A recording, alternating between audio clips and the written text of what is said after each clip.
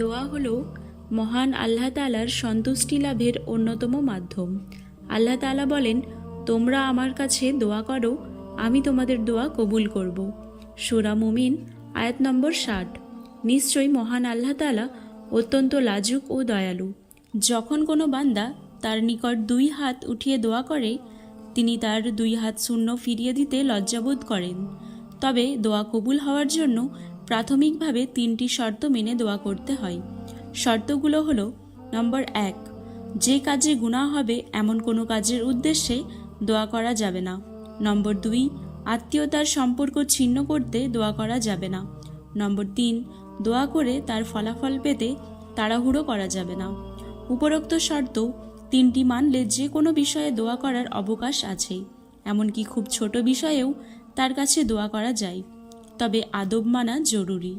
চিন্তা করতে হবে যার কাছে দোয়া করছেন তিনি কেমন, প্রতাপশালী ও ক্ষমতাবান। তার কাছে তারই অপছন্দের বিষয় নিয়ে হাজির হলে আদবের বরখেলাপ তো হবেই, দোয়াও কবুল না হওয়ার আশঙ্কা বেশি।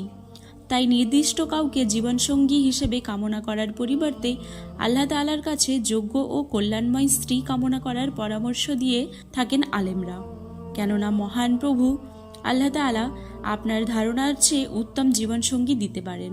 আল্লাহ তাআলা বলেন, পক্ষান্তরে তোমাদের কাছে হয়তো কোনো একটা বিষয় পছন্দ নয়, অথচ তা তোমাদের জন্য কল্যাণকর।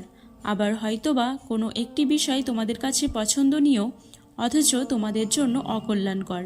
বস্তুত আল্লাহ তাআলাই জানেন, তোমরা জানো না।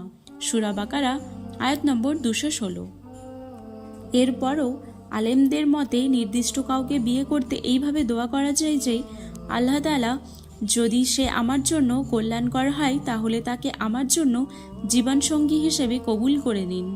প্রখ্যাত ইসলামিক স্কলার আল্লামা ইবনুল জাওজি রহিমাল্লাহু বলেন, আল্লাহ তাআলার কাছে কোনো কিছু নির্দিষ্ট করে চাওয়া থেকে বিরত থাকবে। তবে কোনো কিছু নির্দিষ্ট করে চাইলে কল্যাণের দোয়া যুক্ত থাকলে অসুবিধা নেই।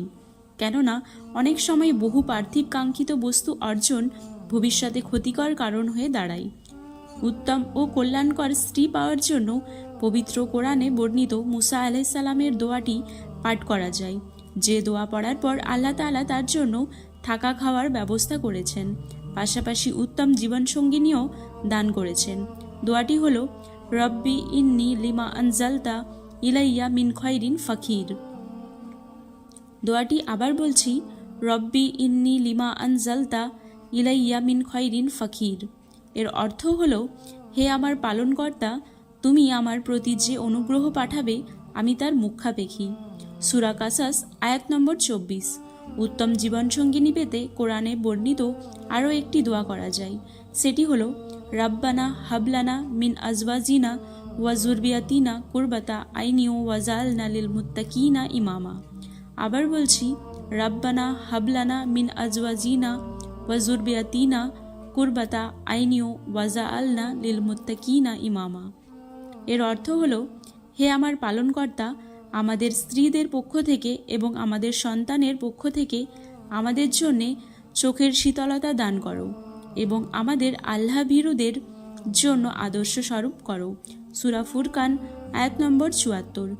আল্লাহ তাআলা মুসলিম অবিবাহিত যুবক ও যুবতীদের উত্তম জীবনসঙ্গী দান করুন এবং মনের কল্যাণকর আশা পূরণ করুন। আমিন। আজ এই পর্যন্ত। সকলে ভালো থাকুন, সুস্থ থাকুন। আবার ফিরছি একটি নতুন ভিডিও নিয়ে। এইরকম আরও ইসলামিক ভিডিও পেতে আমাদের চ্যানেলটি সাবস্ক্রাইব করে পাশে থাকা বেল আইকনটি প্রেস করে দিন, যাতে যখনই কোনো নতুন ভিডিও আসবে সর্বপ্রথম আপনার কাছে পৌঁছায়।